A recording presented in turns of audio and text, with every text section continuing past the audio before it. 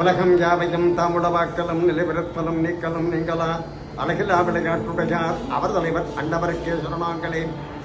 அன்பிற்கினிய நண்பர்கள், உறவினர்கள் அனைவருக்கும் குரோதி வருட தமிழ் புத்தாண்டு நல்வாழ்த்துக்கள்.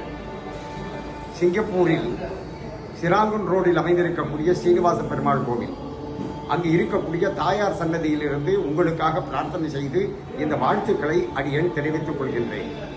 அதாவது தமிழ் வருடங்கள் என்று சொல்கின்ற நேரத்தில் 60 வருடங்கள், அந்த 60 வருடங்கள் என்று சொல்கின்ற பொழுது பிரபவ வருடத்தில் ஆரம்பித்து அட்சய வருடத்தில் நிறைவடையும். இந்த குரோதி வருடம் என்பது 38வது வருடமாக அமைந்து இருக்கின்றது. இந்த குரோதி வருடம் என்று சொன்னாலே பகையை அழித்தல் என்ற பொருள்.